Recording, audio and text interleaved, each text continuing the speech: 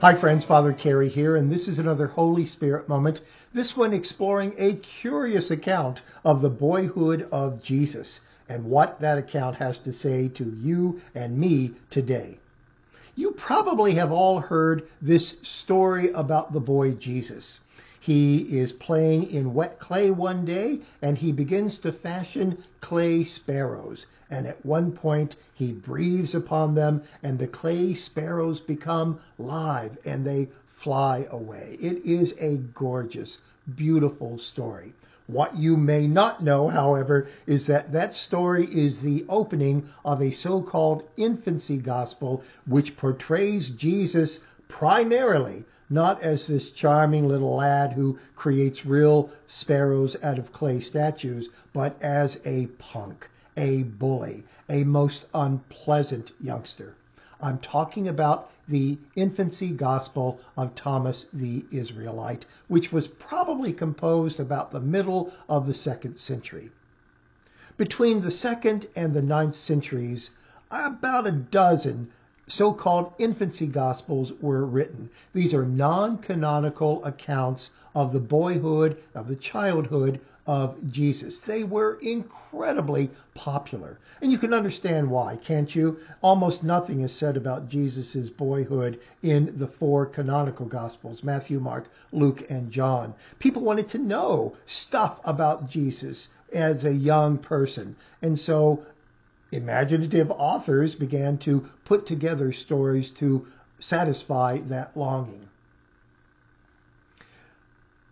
The Infancy Gospel of Thomas the Israelite is probably the most famous of all of these infancy gospels. But I have to tell you, it is absolutely shocking as well. And it's curious as to why this was so popular, as a matter of fact. When you read the Infancy Gospel of Thomas the Israelite, you quickly discover that the boy Jesus will perform what might be called garden variety miracles. He will, for example, carry water in a cloth cloak, and the water doesn't leak from it, and he does this because he has no bucket. Or he heals a man who has cut his foot with an axe, or he heals his brother James, who has been bitten by a snake, or he manages to produce an entire field of wheat simply by planting one single grain.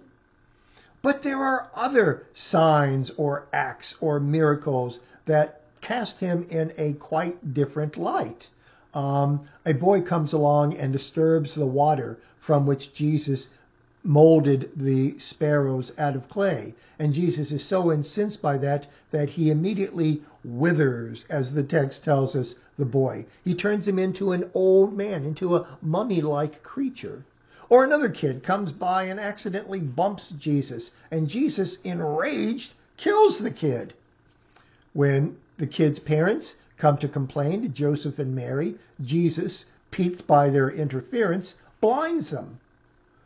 He is extremely rude to teachers that Joseph have hired to try and calm him down. And one of them he actually knocks senseless with his powers.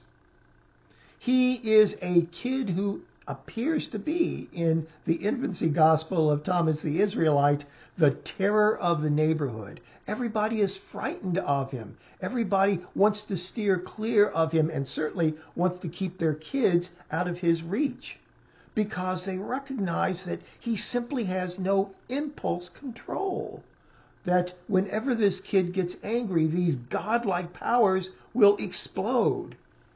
They say, for example, several times throughout the gospel, every word he, meaning Jesus, every word he speaks, good or evil, happens. Every word is an accomplished act. His every word becomes a finished deed.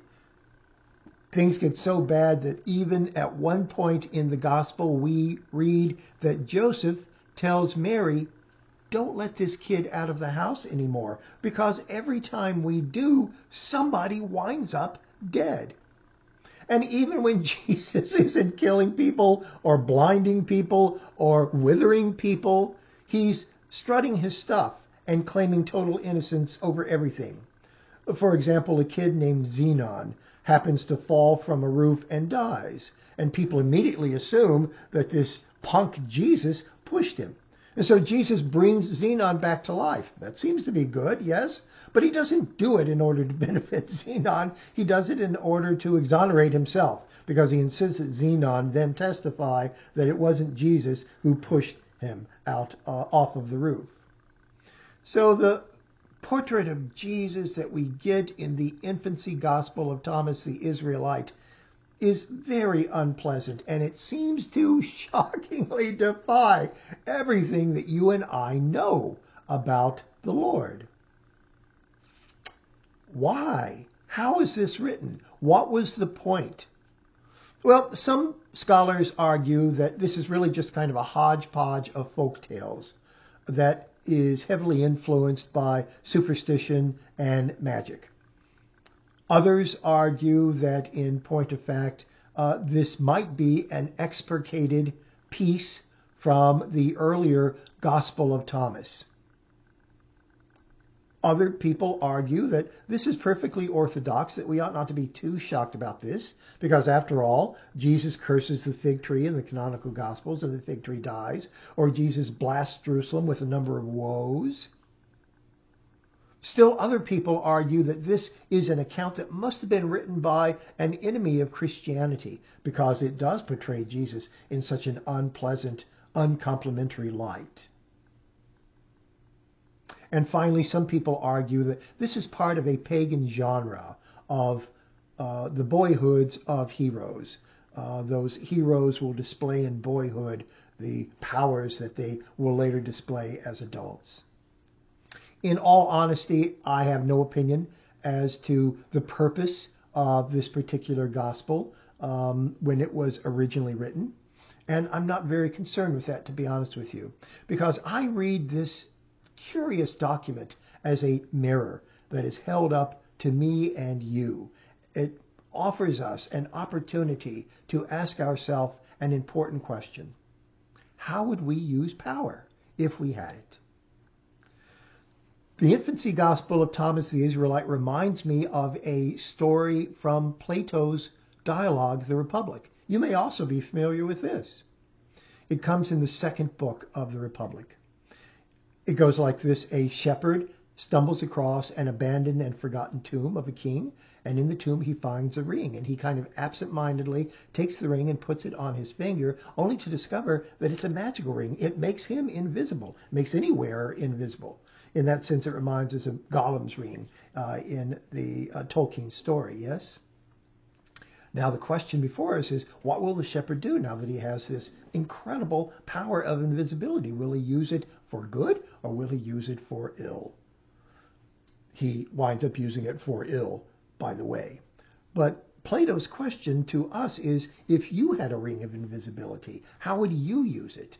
And in asking that question, he's really asking, what's your moral character like?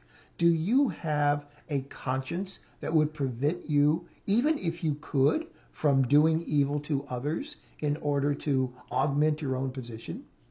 And I think that a question similar to that is being asked by the author of the Infancy Gospel of Thomas the Israelite. If you had godlike powers like this kid does in the Infancy Gospel, how would you use them? Would you allow them to, as it were, overtake you? Would you display no impulse control, no more than a child would? Would you use those powers to get even with people who anger you, or to somehow further your own interests? The temptation would be great, wouldn't it? And maybe that's why you and I do not have God-like powers. Maybe that's why you and I are not granted invisible rings of power, because broken as we are, we simply could not resist misusing those powers. In the Infancy Gospel of Thomas the Israelite, we see Jesus at three different stages of his development: age 5, age 8, and age 12. He seems to get more and more of a hold on himself as he progresses through the years. At the beginning, age 5, he's slaying kids. By the end of the gospel, at age 12, he has managed to control his impulses and is truly displaying spiritual maturity. In fact, the final bit of the Gospel of St. Thomas is a paraphrase of chapter 2 of Luke's Gospel, in which we see Jesus in the temple in Jerusalem conversing with and impressing the scribes and the elders. So what the Infancy Gospel of Thomas the Israelite seems to be suggesting is that for us, as for the boy Jesus, there's a moral development that takes place, or at least should take place, as we progress in years and hopefully in wisdom. We may never, we humans, reach the point of being able to manipulate divine powers in a moral way, or to wear that ring of Gyges in a beneficent way, but we can at least progress morally as the years go by if we are mindful of who we are and what we're called to be. That, I think, is the great lesson of the Infancy Gospel of Thomas the Israelite. It is a shocking portrait of Jesus as a punk, but it has a decided moral lesson to offer us. I'm Father Kerry, and this has been another Holy Spirit moment. Let's hope that you do take the time to read the Infancy Gospel of St. Thomas. You can do it in about 10 minutes, but I promise you that it will offer you weeks and months and perhaps even years of important material to chew on. Take care. I'll see you soon. If you are of a mind, I invite you to subscribe.